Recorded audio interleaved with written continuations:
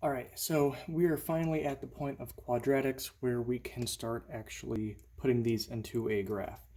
So what we already know how to do, okay? We already know how to find the vertex, the axis of symmetry, max and min, and if how to tell if it opens up or down. The only thing we need to know now is how to find the y-intercept, okay? If you can see down here at the bottom, what I want from you guys when you're graphing these is we're going to have to include the vertex, the y-intercept and its mirror point, we'll get to that, and then also one more point on the graph, and that's it. So essentially you just need the vertex, and then two pairs of points, one of them will be the y-intercept, and then you plot it, graph it, and forget about it. So first let's find y-intercepts, all right? The y-intercept is just c in the equation, all right? So when you have an equation like this, whatever's in front of x squared is a, whatever's in front of x is b, and whatever is in front of -3, or whatever is, doesn't have an x is c. In this case, it's -3. So whatever c is in the equation, that's the y-intercept. There's no equation you have to do, no formula. It's just whatever c is, that is your y-intercept. So for this first equation here, you would just look at c, which is -3. So that would be your y-intercept. So y-int is going to be 0, comma, -3. That's the point of the y-intercept. Number 2, all you're looking at is c. So c is +7. So my y-intercept here would be 0, +7. Pretty straightforward. Number 3 here, this kind of looks like a trick question, but it's not really a trick question. Y equals 4x squared. 4x squared is a quadratic, okay? It has everything it needs to be a quadratic, even though it doesn't have this additional stuff that the other two equations have. If it's tricking you up, always find a, b, and c. So a, b, and c. A in this equation is 4, because 4 is in front of x squared. But where is b and c? Well, there is no b and c. They're both 0. If they're not there, then they're 0. So the y-intercept here is 0, 0, because c is 0. So that's really all there is to finding the y-intercept. And with that, we know everything we need to know about graphing quadratic equations, all right? We just need to remember all we need to include is the vertex, the y-intercept, and one more point of our choosing. All right, so we will graph this. We'll do an example on this first. All right, so our equation, y equals x squared minus 4x plus 8.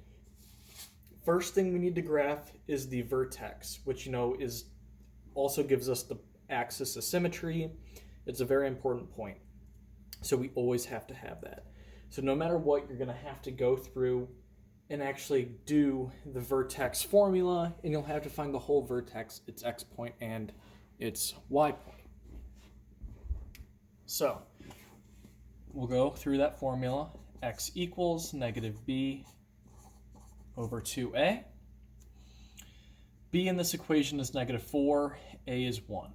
So 4 over 2 times 1, 4 over 2 equals 2. So our x coordinate of the vertex is 2. Now what you do is you plug that 2 into everywhere you see an x in the original equation, all right? So y equals 2 squared minus 4 times 2 plus 8. So 4 minus 8 plus 8. These 8's cancel, so all you're left with is a 4. So our vertex here is 2, 4. That's our first point. So what we can do is we can actually graph that. So 2, 4. There is our vertex. Okay. One other important thing we need to know when graphing is, does this graph open up or does this graph open down? All right.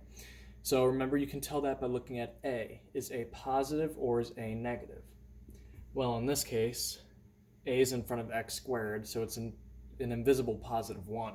So this graph is going to open upwards. It's going to look like this, like a U, a smiley face. This point is just the center of it. All right.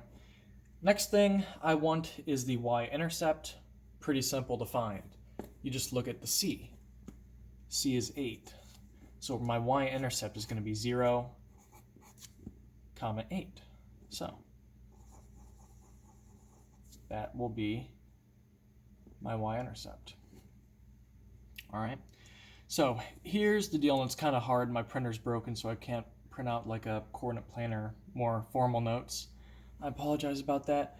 But anyways, I know that my axis of symmetry here from the vertex, right? My axis of symmetry is x equals 2.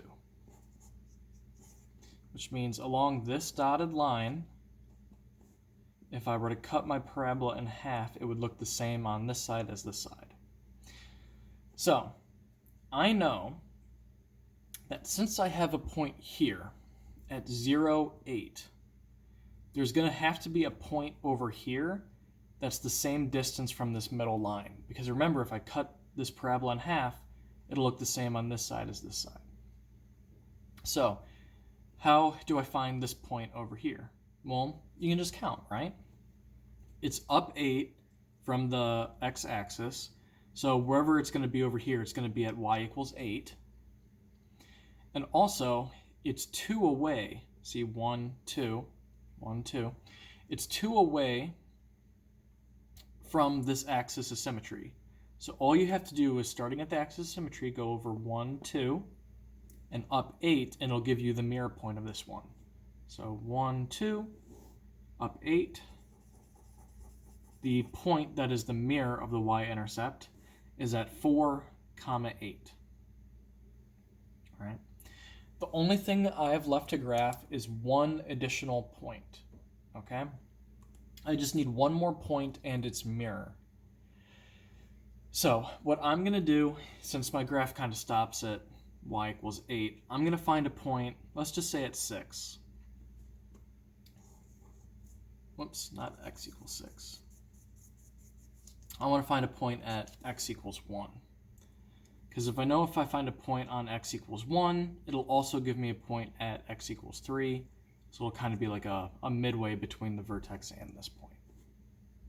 So all you have to do when you're filling out your table is input an x value that you know is going to work. In this case, I know 1 will work because it should be on the parabola. So I'm going to plug 1 everywhere I see an x in the original equation. So y equals 1 squared minus 4 times 1 plus 8. So that's 1 minus 4 plus 8. Negative 3 plus 8 is 5. So at x equals 1, y is 5. So I go over 1 and up 5. It'll be right here. That also means that there's going to be a point over here that's pretty much in the exact same spot because of my axis of symmetry.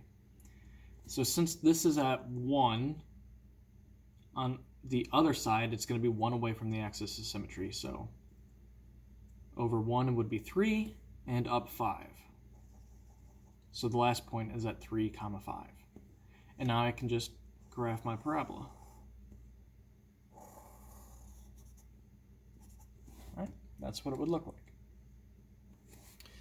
So all you're doing, you find your vertex, you find your y-intercept, you graph the mirror point of the y-intercept using your axis of symmetry, and then you find one more point using a table, and you also graph its mirror. Okay. I know the graph is kind of messy because I had to do it by hand, but as long as you're getting the concepts, that's good. All right, we'll do one more example.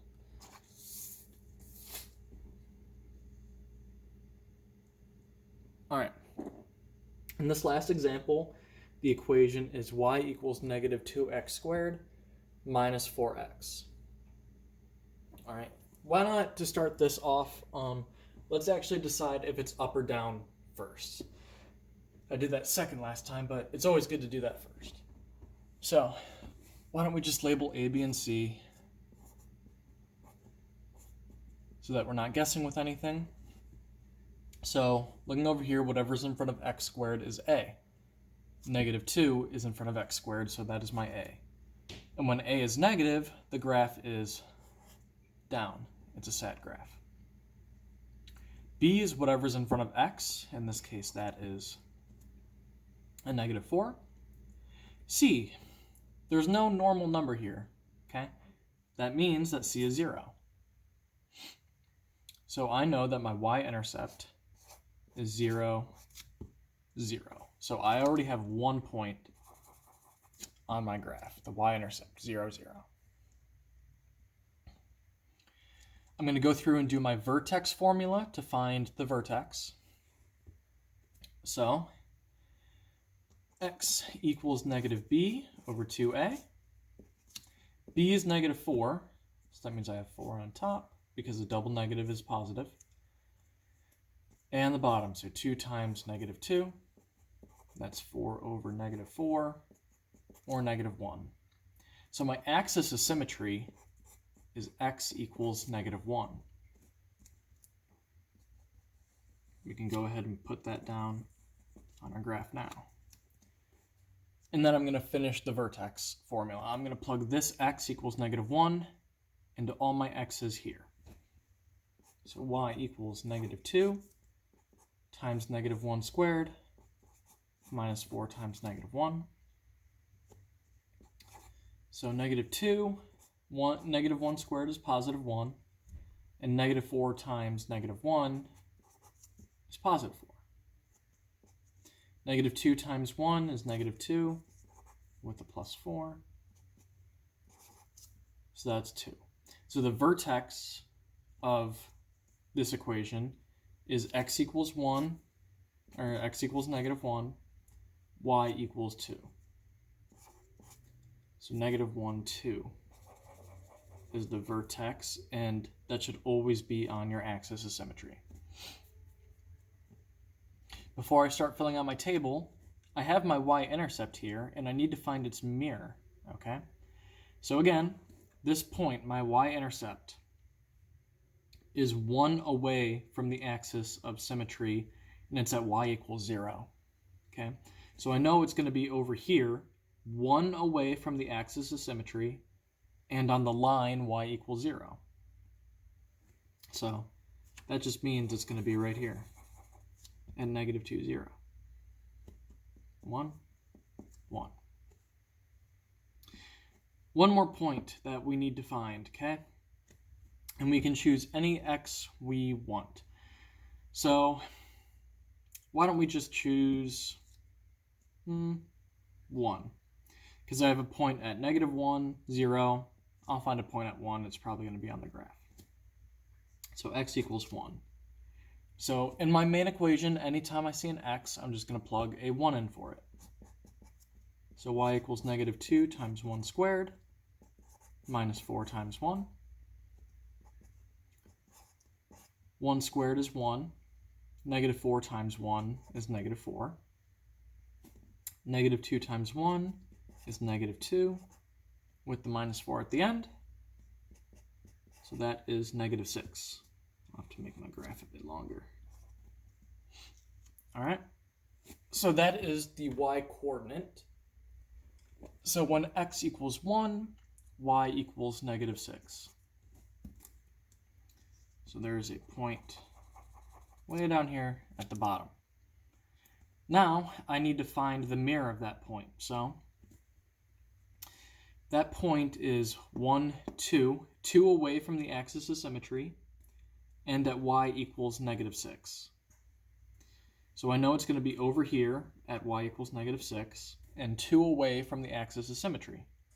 So 1, 2, 1, 2. It'll be at x equals negative 3, y equals negative 6. And then you can just draw the parabola. Sorry it's so messy. Again, doing this all by hand, and the way I have to do it isn't the best. All right. so that is how to graph quadratics. Remember, you essentially have just 3 steps, okay? Find your vertex, find the y-intercept and its mirror point, and then find one more point and its mirror, okay? And then, of course, you have to decide if it's up or down, but you need to do that anyways, all right? If you have any questions, you can set up a video conference with me, or just email me if it's a simple question.